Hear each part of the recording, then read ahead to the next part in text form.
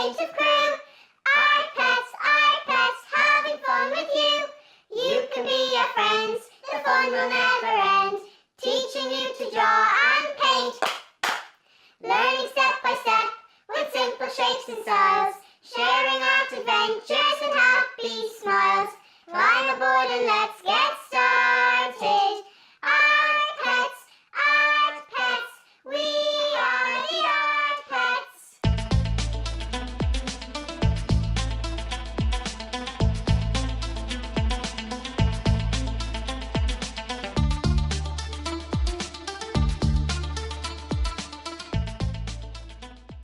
Well, hello there. It's so lovely to see you again. I hope you've been having lots of art adventures. Today I'm going to show you how to draw and paint a cute puppy. I will do this with you over several videos, as I will be doing it step by step.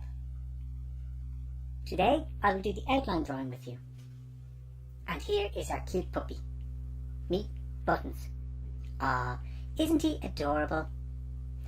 Molly, Bella and Sean don't have a dog, but one of their friends does, and they gave us this photo of Buttons to draw and paint. Along the way, I will also tell you some fun facts about puppies and Buttons. I'm so excited and looking forward to it. So, let's go. Oh, for today's lesson, you will need a 2B pencil, paper and an eraser. If you don't have a 2B, a B pencil will be fine. Let's get started. So, here we have our very cute puppy Buttons, and I have a little diagram that I've done out here to show you to help you understand a little bit more about the idea of pose, proportion and perspective.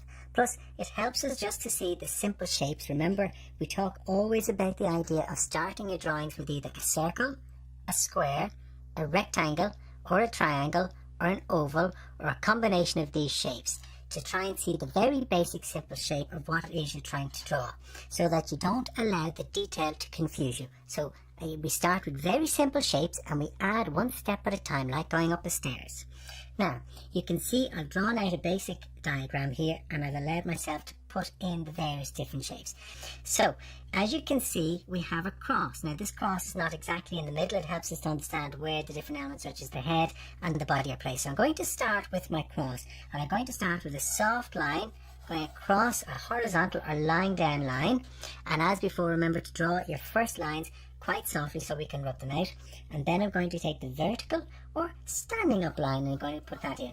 And as before, these lines don't have to be perfect. These are just rough search lines, so they're just giving us an opportunity just to find our way and feel our way through the drawing.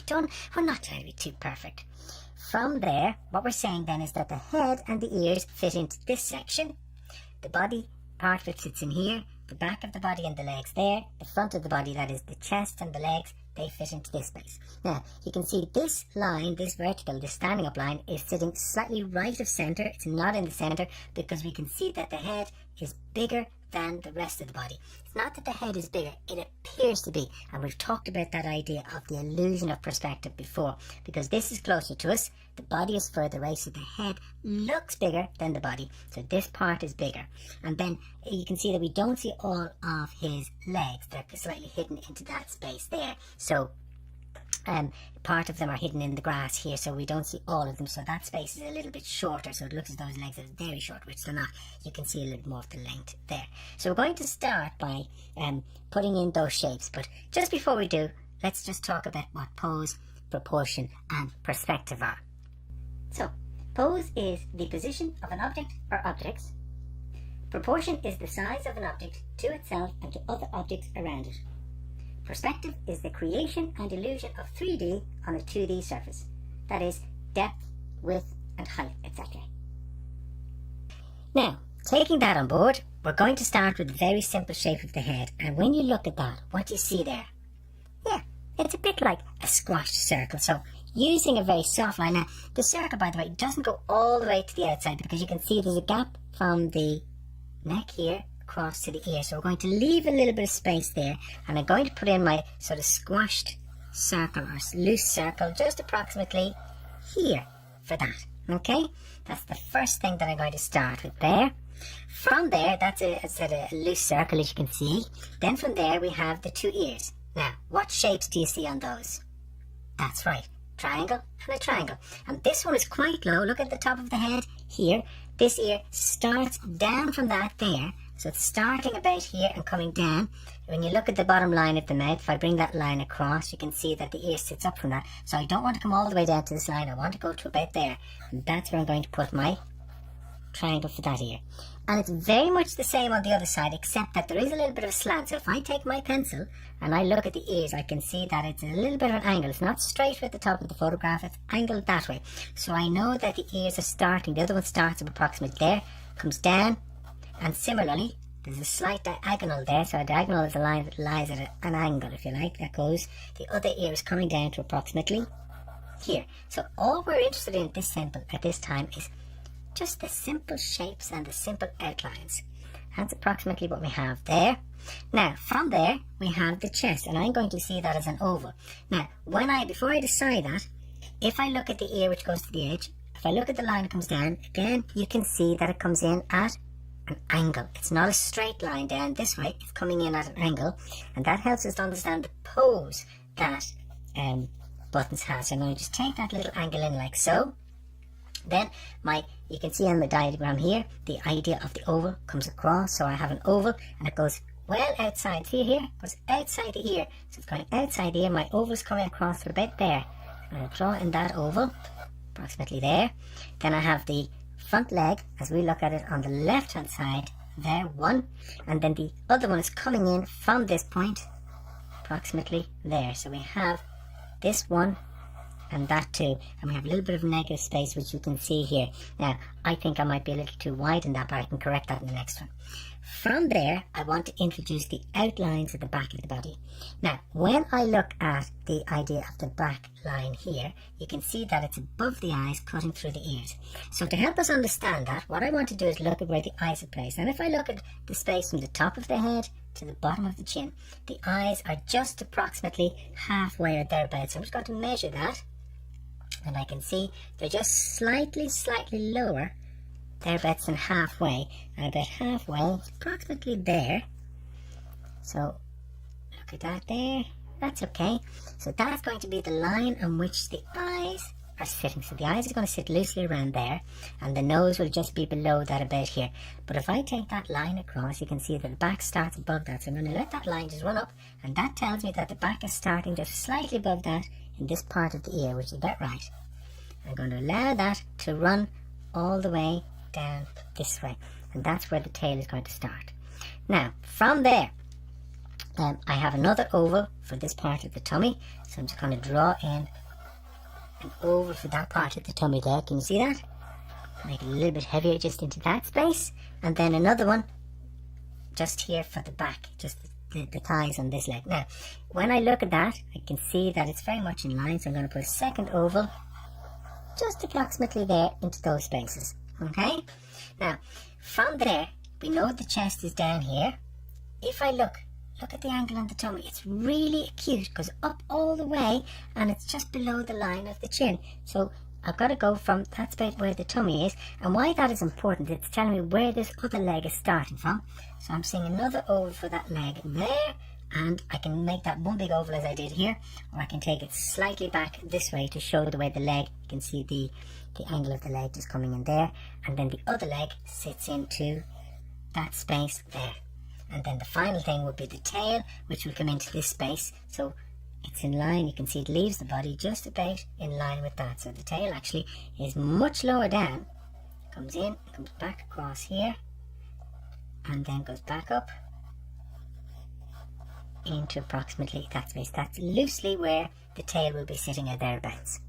And that is my very simple outline shape on the body of the dog. Now, before I go back and do any more detail on that, I'm just going to indicate where the eyes are. Now, when you look at the face, look at the negative space. Remember we talked before about the positive space would be the eyes, the negative space would be the space around. So when I look at this eye on the right hand side, I can see it's quite close to the ear. So it's starting about there, and I'm just going to put in a little oval to mark that in. Then there's a big gap between the eyes, and then there's the eye here, which is slightly bigger than that because this eye is closer to it. When you look, am I seeing more of the left hand side or the right hand side? That is to say, Buttons right is the opposite to what we're seeing, so we're seeing the left.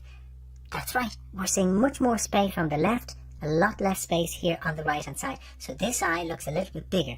So I'm just going to draw that in, but before I do, I'm just wary of the space I see here, and I'm seeing a little bit more of this space than I am there, but twice the width there. So about twice that sitting over here, and I have the other eye loosely about there. Where's the nose? If you're not sure, put your pencil line through it. You can see the way the nose is coming in at an angle between the eyes. It's coming in like so. So to give myself a bit of guideline, I'm going to draw that line in, so I'll understand that the nose is going to be sitting in about there, thereabouts, and then that's where we'll put in the mouth at a later stage. When Captain Puppy Fluff was drawing Fluffy, he was telling you that kittens have a unique print on their noses. Well, puppies are the same. No two puppy noses have the same print. I did not know this, and so for fun, myself and Captain Puppy Fluff decided to make a print of our own noses. Would you like to see them?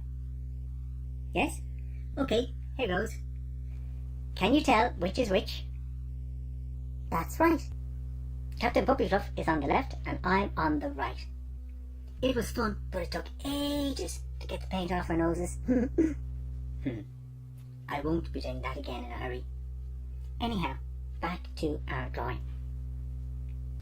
So that's using our very basic shapes, mostly ovals it has to be said here, to a couple of triangles, to draw in the outline of buttons. As before, if we're happy with this, we carry on with this space. However, if we don't feel we're happy with these shapes, it's probably a good idea to stay with these simple shapes first before you start going into detail, because the moment you start introducing detail, it's much harder to fix your drawing. From there, if we're happy, we'll start joining these up a little. So I'm going to start with the shape of the head, which is, as you can see, beautifully rounded. That space there. And then into the ear, look at the curve, beautiful soft curve here on Button's ear. So you get a little bit of rounding, and I can afford to go a little bit heavier on my pencil now. Shape of my drawing, and in as it turns in, and that's convex, and this is concave, turns in a little.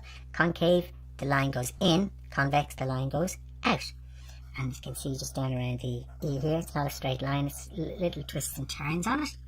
You can see there's a little line, we see a little bit of the width of the ears, slightly, almost like a little flap, so we're going to indicate just that little bit of space there. Then coming around, down into this one, now again, you can see it's nicely rounded here, but it's also very rounded there. So I'm going to round this out a little, slightly dips, there, back in, and again out for this ear. And it starts to curve just slightly, and once again you can see a little bit of the physical width of the ear there, so we put in a line to help us understand that's what we're seeing there. Now from there, look at the shape of the face. It starts just to the right of the eye, comes in, then comes out, then in again, then out around the snout. So we're going to start with that. We're going to take that in, then a soft semicircle just there, and that stops just about the end of the nose, or the ear rather, comes in a little, then out again to that space, and then down for the mouth, which is just sitting right there. So we get that shape, flattens out a little, and then starts to come back up this side and finishes just above the other ear, about there where we put our guidelines. That's approximately where it's going to sit. Now, just give this a little bit of a turn there, not to be too rigid. As before, and I've said it many times, as is Captain Puppy Fluff, you don't have to be perfect in your drawing. You're trying to make it as good as you can make it, and I'm sure it'll be wonderful. So when you can afford a little bit of freedom and flexibility in what you're doing. Now, we're going to just put in a shaping for the eyes. What shape do you see on the eyes? I think Buttons has the most gorgeous eyes, and I see sort of triangular shapes. So I'm going to start with a small little triangular shape just here and there. And I'm going to put a little bit of darkness in just so I can kind of see that shape a little. And then it kind of slightly comes out. It's a little bit of a shadowy turn just on the eyelash or the eyelids there. Then we have the gap, as we said, and then the other eye, again in the opposite direction. You can see it's pointed on the left, pointed on the right. Comes in, comes down, back around that space. And once more, I'll put a little bit of darkness in there just to help me understand that. And a little bit of the line coming down.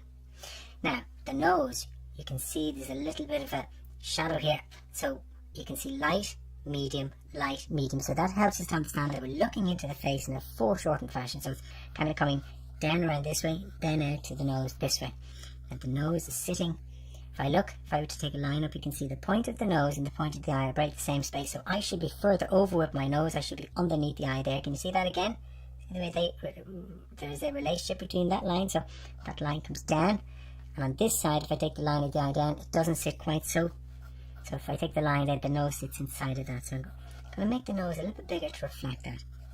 Just shade that in to help me see that a little bit more. And then below that, you can see there's a gap down to the mouth. So about here, the mouth starting about there. So that joins up with this semicircle here and back across to there. Just keep that a little bit flat. I don't want to be too rounded there. Now, I'm not worried about detailing the nostrils at this stage. I'm just going to leave that nose as it is for now and all of my guidelines.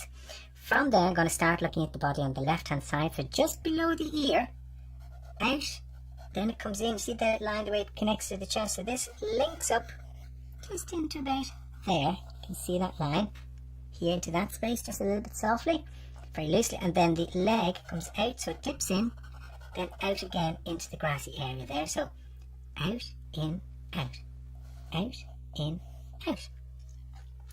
This point of the leg, if I took a line up, is at the side of the nose, so approximately there, and that's where the leg is starting. Now, I was saying I thought I made the negative space between the legs too wide in my guideline, and I'm going to correct that now. You can see it's a narrow one, and again, look at that shape. What shape is that?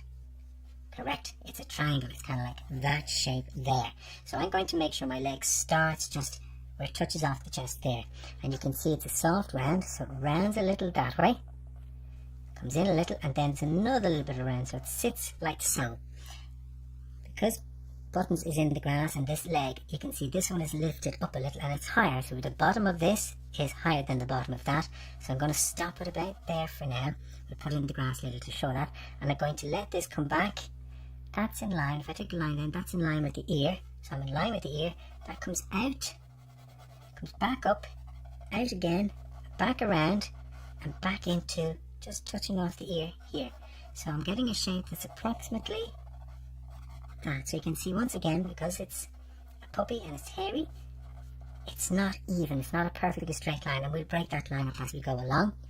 From there I have the tummy, and you can see it meets just at that point there. So the tummy is starting, it goes up in a lovely semicircle, and that point, if I take a line across, is below. See that there?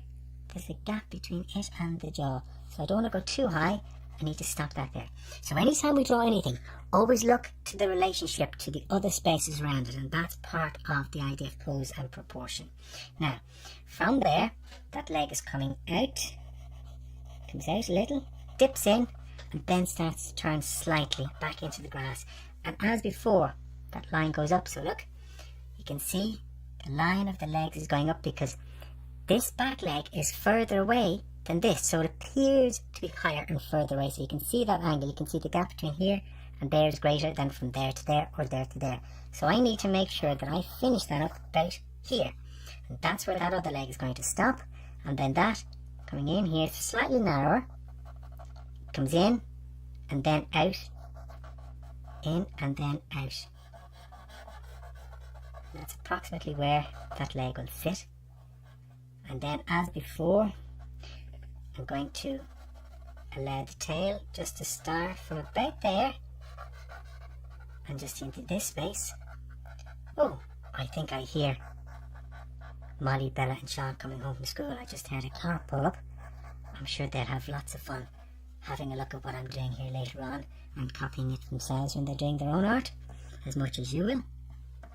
I hope they had a good day in school, and I hope you're having a good day in school if you're in school too. Now, from there, we have the other back leg, and you can see it starts just where the front leg and the tummy meet. So just in here, comes back in and down, and it's pretty much the same width. So it appears much wider than this, just because we're seeing the width of this, we're seeing the front of that, which is narrower, but there's a tiny little bit of negative space between the two legs here. So just in there, there's a tiny little bit of negative space just in that area. Now, as part of that, I'm now going to break up this line with the grass, just put in a zigzaggy vertical line, broken strokes just coming here and there, create the influence of the grass. It's just along the bottom of the feet and the legs. See, well, you don't actually see the feet, just the legs. So some broken strokes just to give the impression of the grass in the foreground and the unevenness. Okay, now I think it's a good time to take out our guidelines and have a little look and see what it looks like once we have those out. So now we're just going to remove the guidelines that we put in, just whip those out and see what it looks like once that's done. And there we have the guidelines are now gone, and we have our image of buttons without all of the guidelines. Now you can see that I've purposely broken up the edges here and there in order to give just that little bit of extra softness. So not having a perfect outline is a way of creating a feeling of softness or unevenness or fluffiness in something, and so I've broken the line here and there to give me that feeling as I go along. Now obviously when I'm doing the next video with you, I'm going to show you how to do the shading on it, and when I'm doing that I will be breaking up the line, and more so I'm creating a little bit more fluffiness than is there already at this stage. So that brings us to the end of our outline on buttons. So when you're doing it, remember just to use the shapes, get your basic shapes first, and just put your lines in softly for the first stage, get those shapes, and then from there add a little bit more strength as you go along. Practice this and see how you do. Don't be afraid to make mistakes, as that's how we all learn. I'll see you for part 2 when I show you how to add volume and depth using shading. Until then, have lots of art adventures. See you soon. Bye.